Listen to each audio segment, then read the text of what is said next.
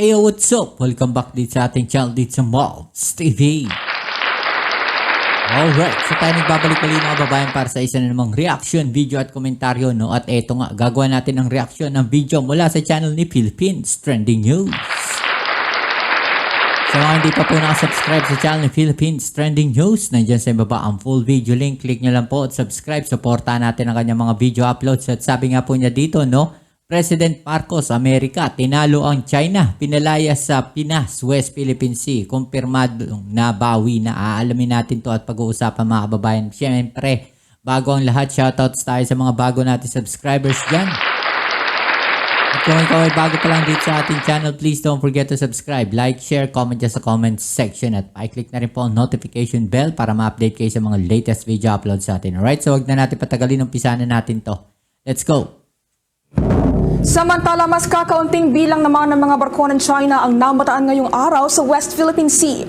Ito nga ang naging batayan sa naging monitoring ng Philippine Navy kaninang umaga sa naturang mga pinag-aagawang teritoryo. Ayon kay Philippine Navy spokesperson for the West Philippine Sea, Commodore Roy Vincent Trinidad, base sa naturang datos ay walang namataang mga barko ng China Coast Guard at Chinese Maritime Militia vessels sa mga bisinidad ng Patag Island, gayon na rin sa Rizal Reef, Likas Island at maging sa Lawak Island. Ngunit gayon paman ay namataan naman ng Navy o ang Navy ng dalawang barko ng China Coast Guard at 11 suspected Chinese Maritime Militia vessel sa 5 iba pang mga maritime features sa West Philippine Sea.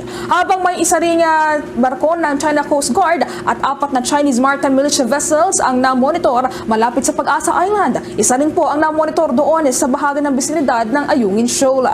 Samantala naman kay Commodore Trinidad, bagamat may ilang pagbabago sa bilang ng mga barko at presensya ng China sa West Philippine Sea, ay hindi pa rin daw ito nakakaalarma. Narito ang bahagi ng kanyang paliwanag. I think the normalcy of the South China Sea will not depend on the numbers. Okay.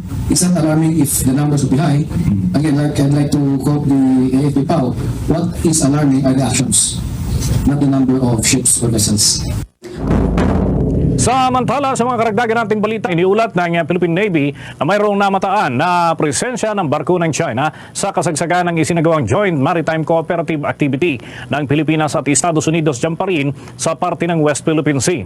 Ayon nga kay Philippine Navy spokesperson for the West Philippine Sea, Commodore Roy Vincent Trinidad, mayroong 2 barko ng People's Liberation Army at namataan ito dyan sa kasagsagan ng naturang aktibidad sa pinag-aagawang teritoryo. Ngunit ganyan ay nilinaw nga niya na hindi naman ito nag-participate o hindi rin ito nakialam at hindi rin naman nakaapekto sa kanilang ginagawang maritime activities ng Pilipinas at Amerika. Kaugnay niyan, narito pa ang mga karagdagang pahayag nito si Commodore Roy Vincent Trinidad ng Philippine Navy. The maritime cooperative activity was conducted between the U.S. Navy and the Philippine Navy, USSG Foods LCS-10 and PS-15 PRP Del Pilar were involved. There was the presence of 2 PLA Navy ships in the horizon. Uninvited guests, no maritime militia, no Coast Guard vessels were monitored. They did not interfere in any way whatsoever. I could not speculate why they did not interfere, but generally our MCAs or other activities conducted with other like-minded navies, the PLA Navy just monitors the activity, but they did not do any illegal maneuvers.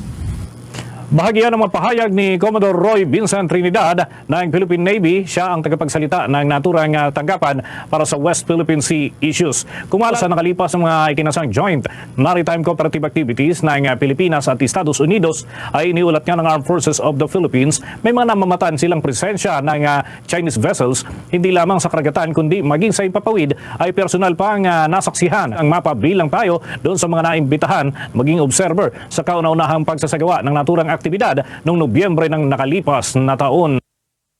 Nabisto kanina, China Coast Guard harassed Pinoy fishermen in Bajo de Masinloc. Sinabi po yan ng ating Philippine Coast Guard. Ayun. Ano na naman sila?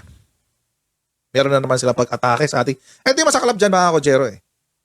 Hindi na lang Coast Guard ang binibira nila. Hindi lang yung mga nagdadala ng... ng mga gamit sa mga bata natin dyan sa BRP Sierra Madre, binibira nila. Pati mga sibilyan, bumabalik na naman sila doon sa pangharas ng mga mangingisda.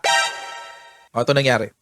The Philippine Coast Guard, PCG, on Sunday confirmed the reported harassment that Filipino fishermen experienced from the China Coast Guard in Bajo de Masinloc in Zambales, which is the southeast entrance of the Scarborough Shoal. Ang sabi, Commodore J. Tariela of the PCG said they have tracked the origin of the video circulating online which showed personnel from the China Coast Guard accosting Filipino fishermen after the latter was spotted collecting seashells in the area. Ano ho yung video na yan? Ito, papakita ko sa inyo. Saan yun? Yan, tingnan natin sa dito sa Inquirer. Puntahan natin to. Yan.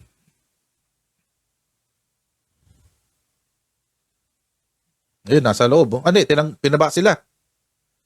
Oh. Ayun, yung China Coast Guard, oh. Oh, huli. Binidyo sila ng mangingisda. Oh, ito yung mga mangingisda, oh. Yan silang lahat, oh. Ayun, oh. Yun, yan, oh. Oh. Duro-duro pa. Yan, China Coast Guard.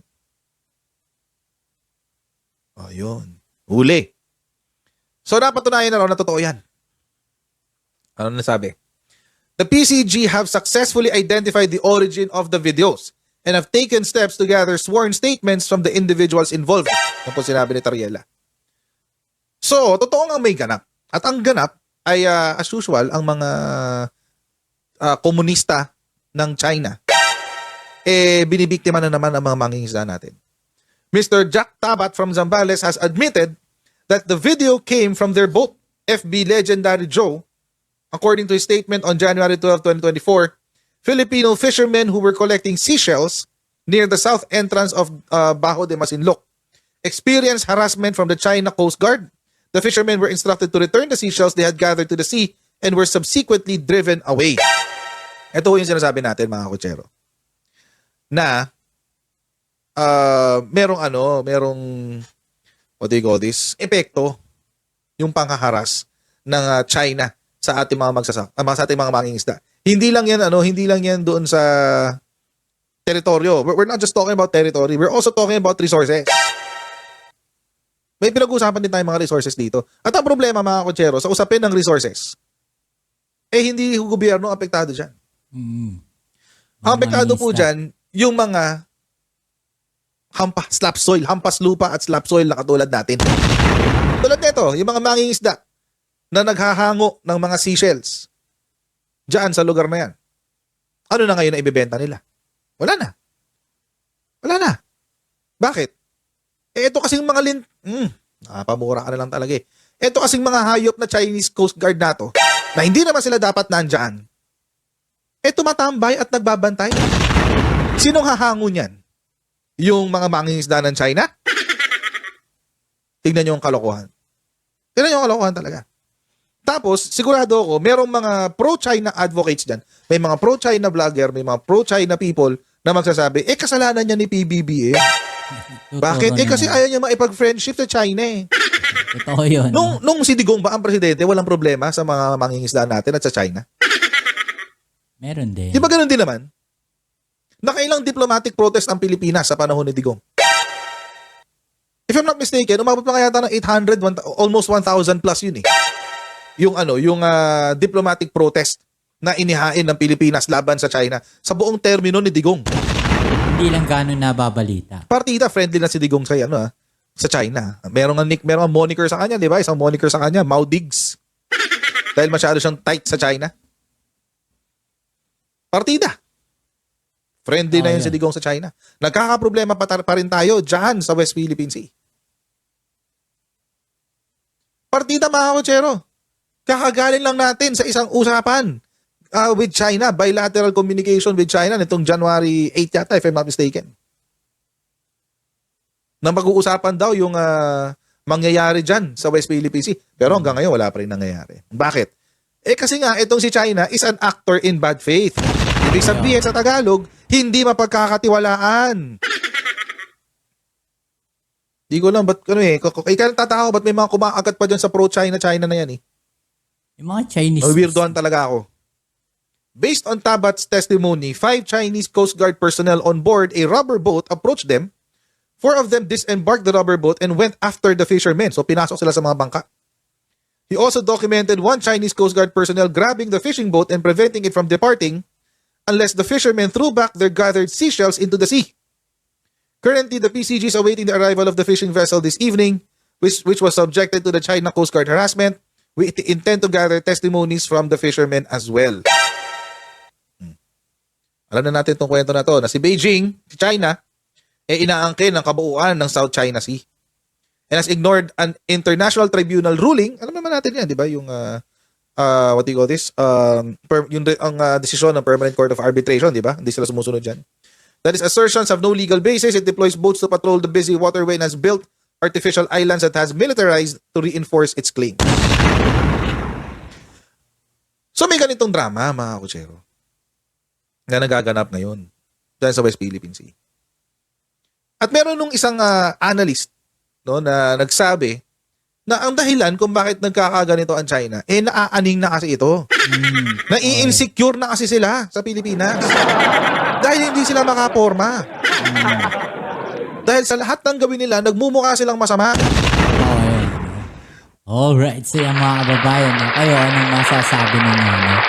Well, totoo naman, no, naaaning na yung China, no? At talaga namang parang nabubwisit sila, no, sa ginagawa ngayon o sa mga nangyayari ngayon dyan sa West Philippine Sea. Dahil nga naman, sobrang nailalabas, no, ng Pilipinas, yung mga video, no, na kung saan ay hinaharas o nanghaharas etong China Coast Guard. Kaya parang aning na aning sila dahil mas maraming bansa ngayon noong kumakampi o pumapanig po sa Pilipinas, no? Kayo, anong palagay ninyo? I-comment down nyo dyan sa ibaba ang inyong mga opinion at atin yung pag-usapan, alright?